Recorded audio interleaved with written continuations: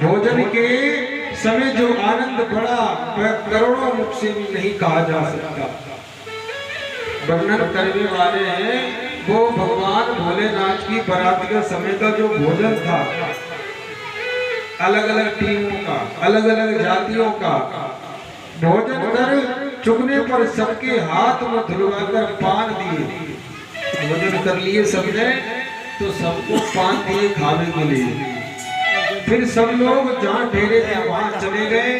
फिर मुनियों ने लौटकर राजा हिमालय को लगन पत्रिका सुनाई और विवाह का समय देखकर देवताओं को बुलावा भेजा।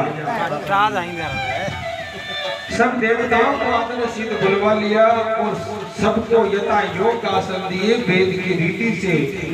दिव्य सुहावा जाहिर भरने बिरंची बनावा,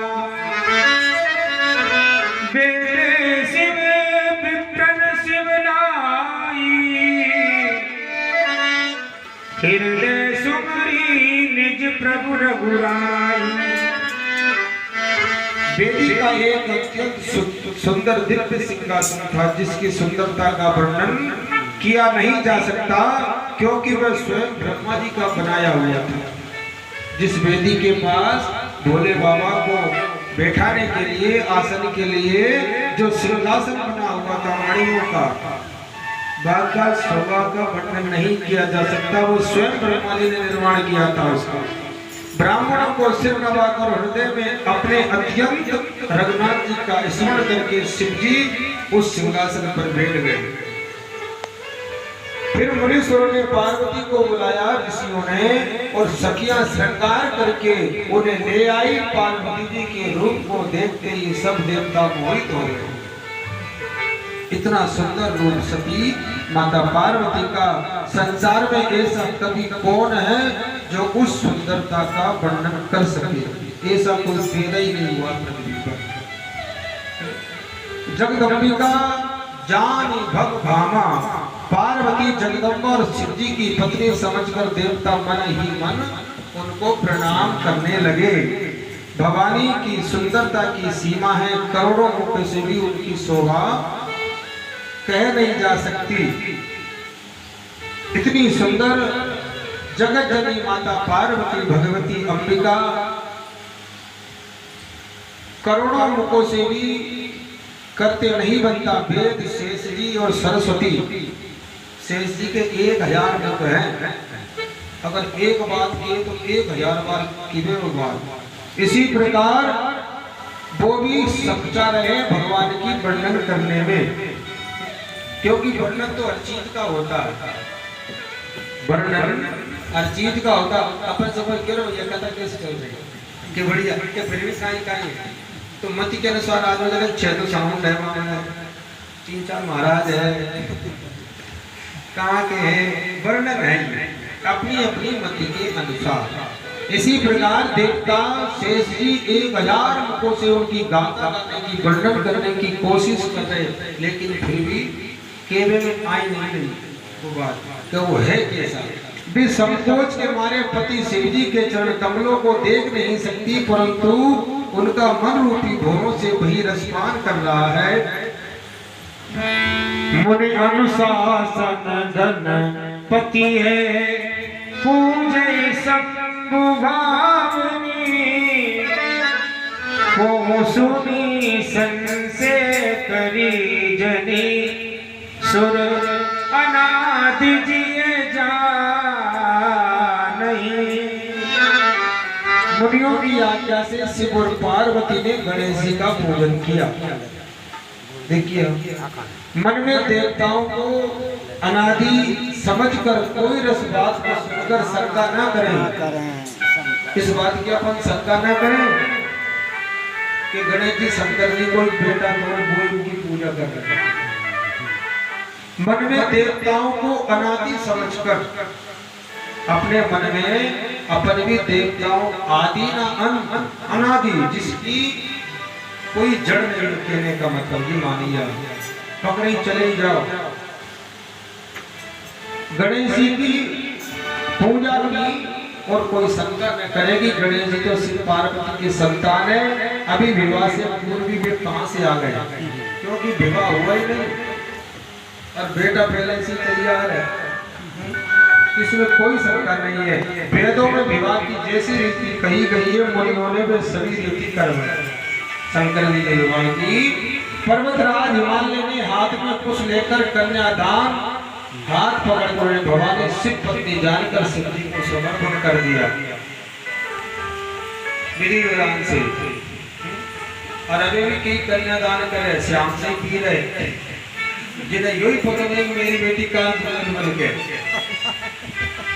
शाम से ही हो गए बरात आ रही, अपन पहले से टन हो लो।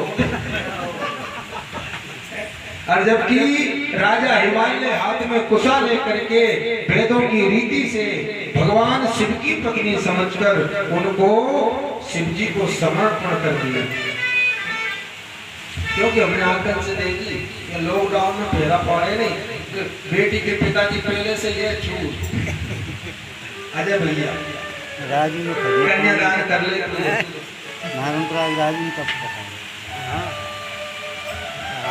जब महेश्वर शिव जी ने माता पार्वती को प्राणी ग्रहण करवाया तब इंद्रादि सब देवता हृदय में बड़े हर्षित हुए और मुनिगण वेद मंत्रों का उच्चारण करने लगे।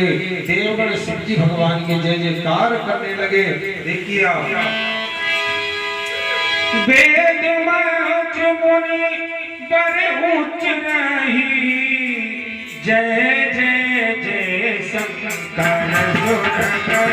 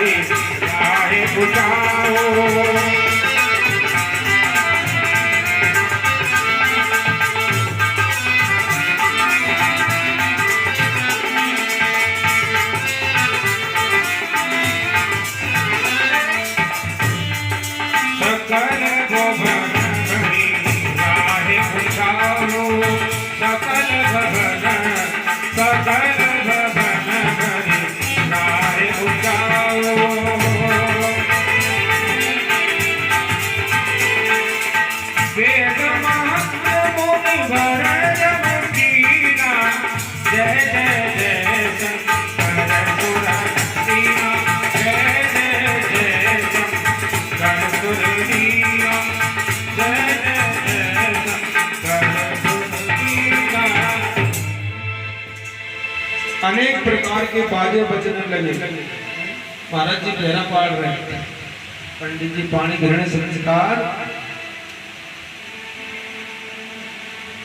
पंडित जी ने कही महाराज दे दो घर जोड़ना जोड़ दे तुम्हारे, कपड़ा तो ही नहीं साफी तो हो, रात में पकड़ा दे पूछ तो महाराज यही से जोड़ दो साइड से। महाराज जी ने डर भी आ रही है साफी है और